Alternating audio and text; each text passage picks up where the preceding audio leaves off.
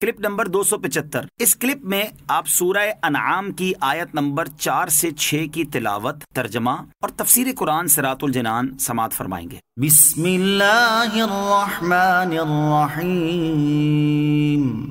ترجمہ: اللہ کے نام سے شروع جو نہایت مہربان رحمت والا ہے۔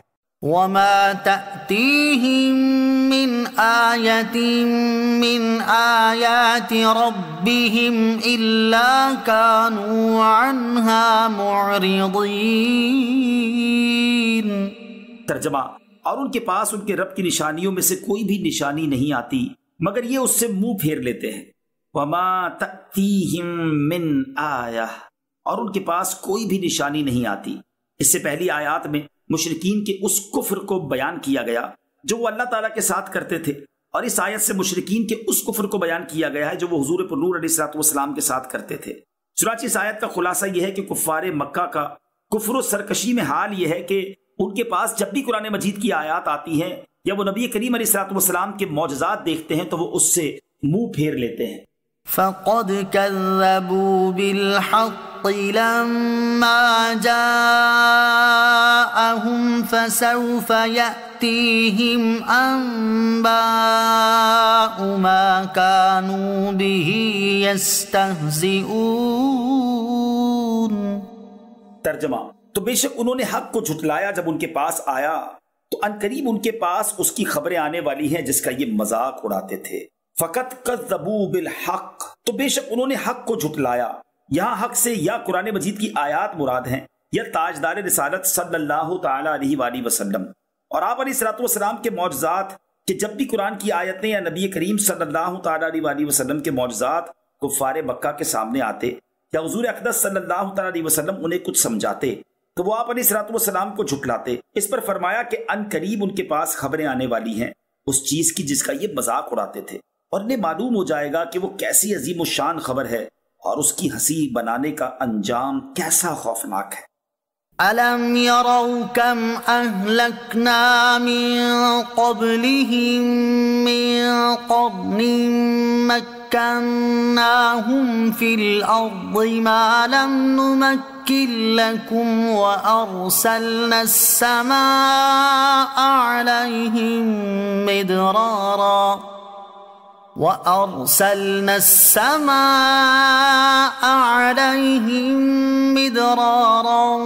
وَجَعَلْنَا الْأَنْهَارَ تَجْرِي مِن تَحْتِهِمْ فَأَهْلَكْنَاهُم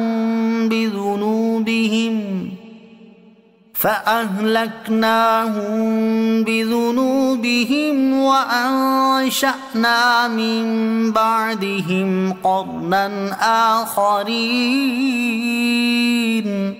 ترجمہ: کیا انہوں نے نہیں دیکھا کہ ہم نے ان سے پہلے کتنی قوموں کو ہلاک کر دیا؟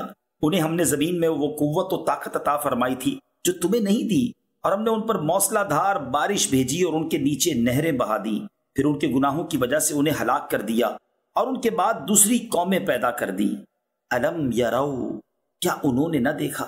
اس سے پہلی آیات میں سرزنش اور وعید کے ذریعے کفار مکہ کو اللہ تعالیٰ کی نشانیوں سے منہ پھیرنے، حق کو جھٹلانے اور اللہ تعالیٰ کی نشانیوں کا مذاق اڑانے سے منع کیا گیا۔ اس آیت میں سابقہ قوموں کا عبرتناک انجام بیان کر کے انہیں نصیحت کی جا رہی ہے۔ چنانچہ ارشاد فرمایا کہ کیا شام اور دیگر ملکوں کی طرف سفر کرنے کے دوران کفار مکہ نے نہیں دیکھا کہ ہم نے ان سے پہلے کتنی قوموں کو ہلاک کر دیا؟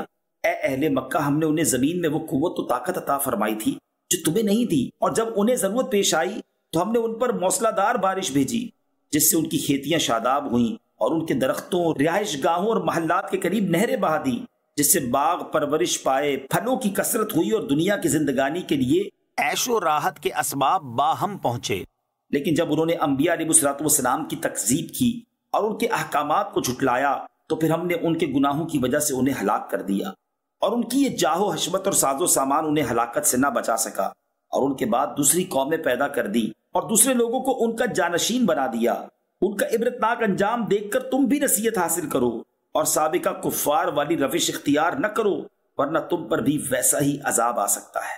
سابقہ امتوں کے انجام سے عبرت حاصل کریں۔